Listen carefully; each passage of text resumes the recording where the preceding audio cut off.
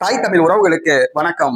தங்க காசு அறிவித்தார், தேர்தல் பரபரப்பு என்ற தலைப்பில் இந்த காணொலியை நாம் காண்கிறோம். தங்க காசு அறிவித்தார். 2026 தமிழக சட்டசபை தேர்தல் மக்களை கவர்வதற்காக பல வாக்குறுதிகள் அளிக்கப்படுகின்றன. ஆனால் நேற்றைய தினம் கூட்டத்தை கூட்டுவதற்காக ஒரு வாக்குறுதி அளிக்கப்பட்டது. அதாவது அதிமுக பொதுச் செயலாளர், தமிழ்நாடு முன்னாள் முதலமைச்சர் எடப்பாடி பழனிசாமி தமிழ்நாட்டை மீட்போம், மக்களை காப்போம் என்ற தலைப்பில் தமிழகத்தில் சுற்றுப்பயணம் மேற்கொண்டு வருகிறார். நேற்றைய தினம் ஈரோடு மாவட்டத்தில் பவானி தொகுதியில் அவர் தேர்தல் பிரச்சாரம் மேற்கொண்டார்.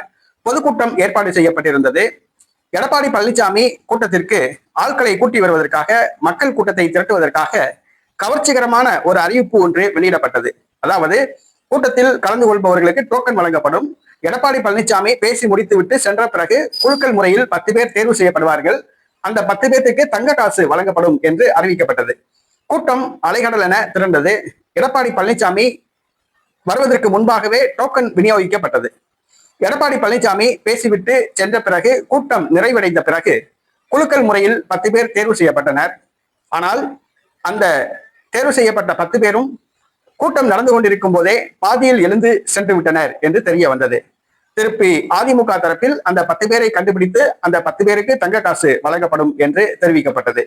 கூட்டத்தை கூட்டுவதற்காக தங்க காசு அறிவிப்பு வெளியிடப்பட்டது. ஒரு கவர்ச்சிகரமான அறிவிப்பு. திமுக கூட்டங்களில் ஒரு சில இடங்களில் பார்த்தோம் என்று சொன்னால் பிளாஸ்டிக் சேர் இலவசம். கூட்டத்துக்கு வந்தவர்கள் கூட்டம் முடிந்து செல்லும் பொழுது தாங்கள் அமர்ந்திருந்த பிளாஸ்டிக் சேர்களை தூக்கி கொண்டு செல்லலாம் என்ற ஒரு அறிவிப்பு செய்திருந்தார்கள். அதே போன்று தற்பொழுது தங்க காசு கூட்டத்தை கூட்டுவதற்காக ஏற்பாடு செய்யப்பட்டது. இன்னும் என்னென்ன அறிவிப்புகள் கூட்டத்தை கூட்டுவதற்காக செய்கிறார்கள் என்பது தெரியவில்லை. தேர்தல் படுத்தும் பாடு, தோல்வி பயம் காரணமாக, விளம்பரம் காரணமாக கவர்ச்சிகரமான அறிவிப்புகளை திமுக, அதிமுக, காங்கிரஸ், பாஜக தொண்டர்கள் செய்து வருகின்றனர்.